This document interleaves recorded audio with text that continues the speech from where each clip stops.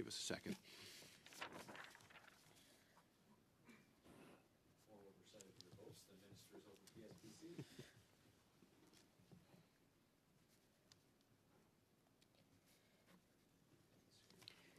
Shall the decision of the chair be sustained? Mr. Van Bynen?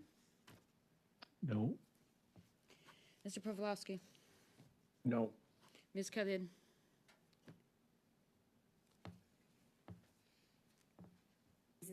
It's a no for me.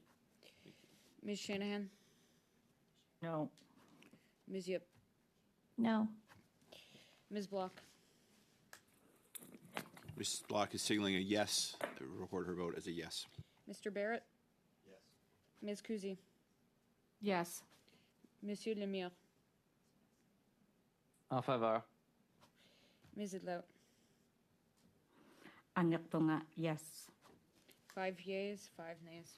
The decision of the chair is sustained. Ms. Yip, you still have the floor. Or I can turn to your colleague, Ms. Shanahan.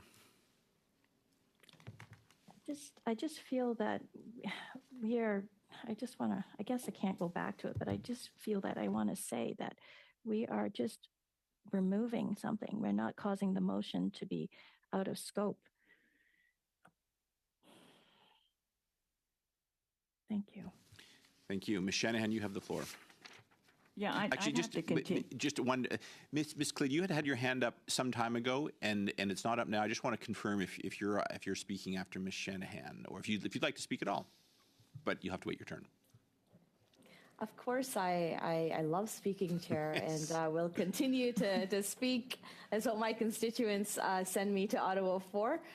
So yes, I do reserve the right to speak. Very good. After Ms. Shanahan. You'll be up after Ms. Shanahan. Ms. Shanahan, you have the floor. Thank you. Yeah, Chair, I would actually like to have some clarification on your ruling, on your decision to call that Ms. Yip's amendment out of scope, because it is simply deleting text from the motion. It is not taking away at all from the invitation to have the minister come before this committee. I think it is entirely within the scope, and so for future reference, I would like to have that clarification from the clerk. Well, the clerk will tell you what she just told me. It has been decided by this committee. The debate is back to the motion. You have the floor, Ms. Shanahan.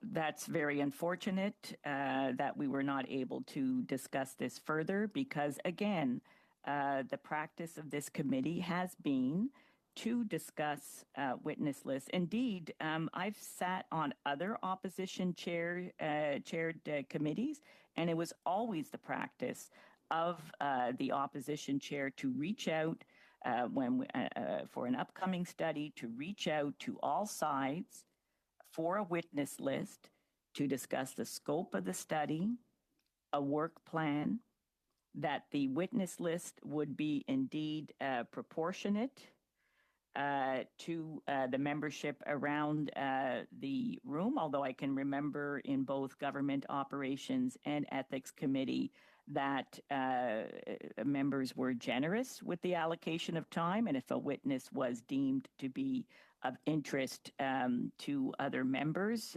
regardless of who had suggested the witness, that the witness would be heard. And it is unfortunate that we are, and I have a feeling unfortunate but deliberate, right, to put us in this position that we have to basically be defending just what would be the normal, respectful procedures of this committee.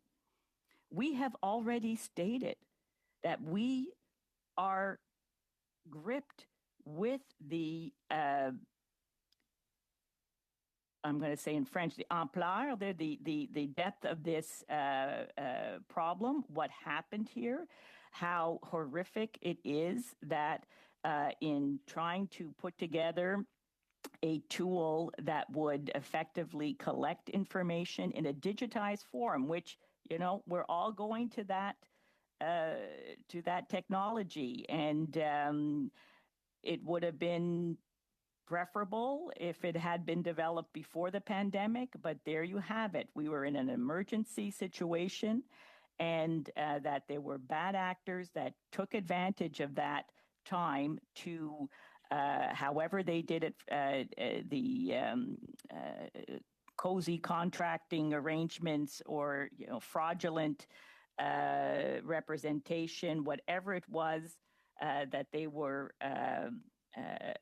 engaged in during a time when people were, of course, physically isolated and communication was limited.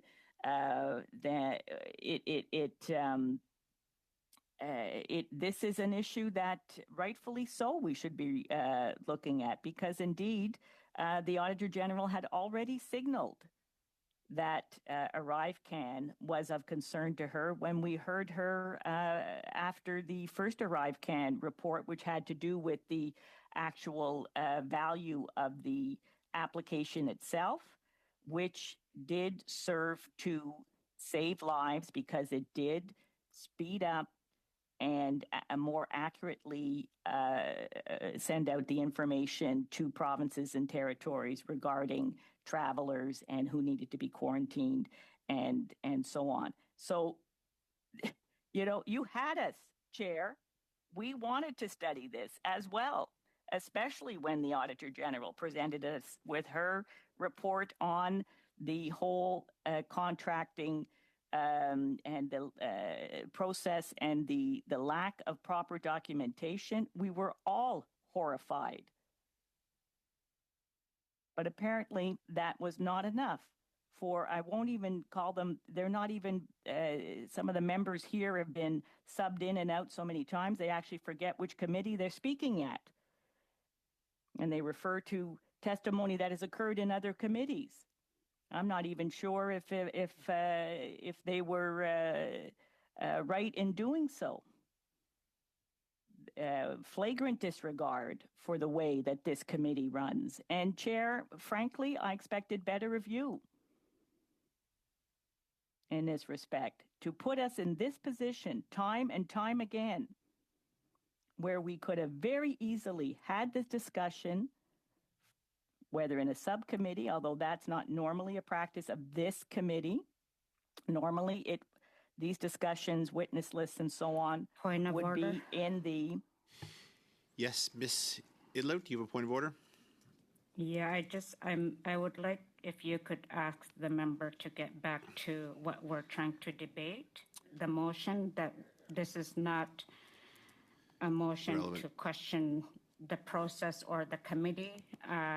If you could please ask the member to get back on point.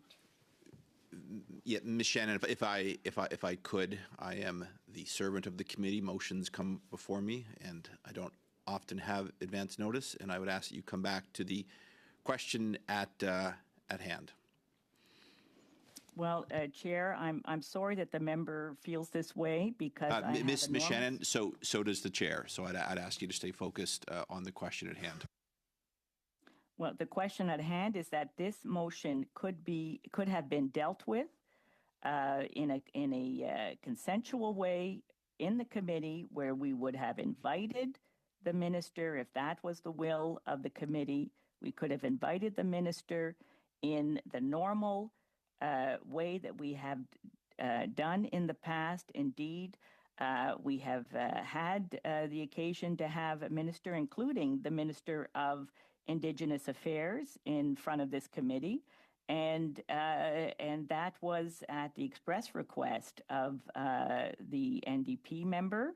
And for this side, I can't speak for the other side, but for this side of the committee, we were very happy to support that request and to allocate that time. And indeed, it would be something that we would be happy to do in the future.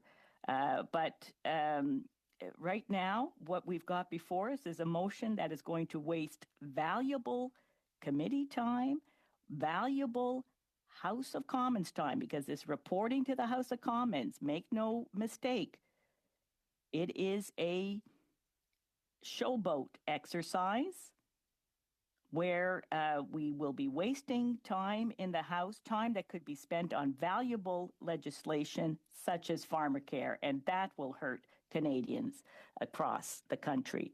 But I think we know what the official opposition's intentions are in that regard. They don't want pharmacare for Canadians, so they're doing everything they can to block it. And Chair, I will finish on that. Thank you. Before I turn things over to you, Ms. Khalid, just I've been able to secure resources to 8 p.m. I've had a few members asking me on the side, so just so everyone knows, we have resources because no other committees are sitting today. Ms. Khalid, you have the floor.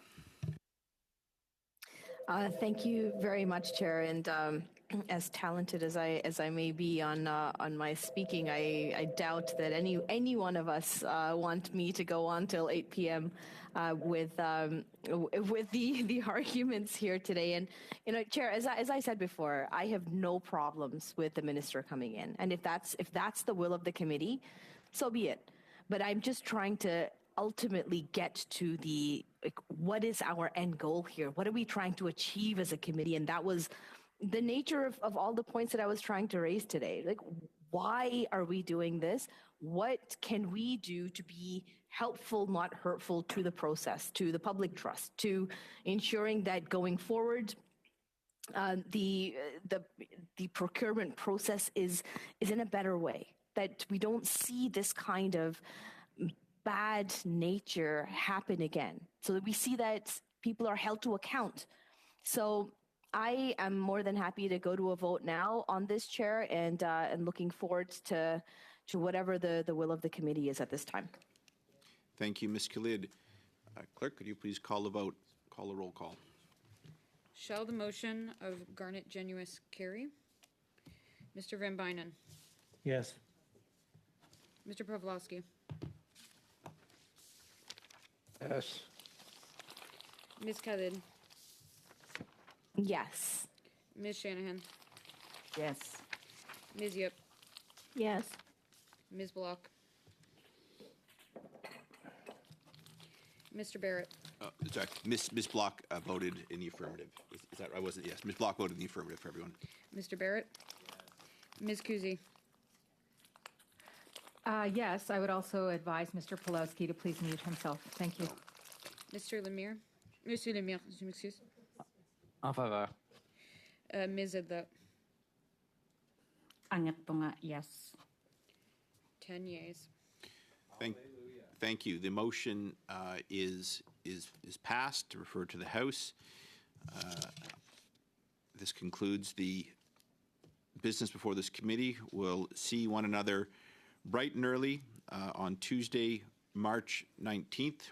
We have the lockup with the Auditor General's team from 7 to 9 a.m. At 9 a.m., there'll be an in-camera briefing from the Auditor General of Canada on her reports that she is tabling that day. I will actually just give you the titles of that so you and the public have it. The three reports will be, the audits will be on transportation corridors and supply chains, housing on First Nation reserves, and First Nations and Inuit policy programs. And that those reports will be tabled at 10 a.m. or soon thereafter, and there'll be a special meeting of this committee at 10 o'clock where the auditor will publicly pronounce on those reports and take questions from members for approximately 1 hour. Does it please the committee that I adjourn? Hear, hear. Very good. Have a great rest of the recess break. Thank you, everyone.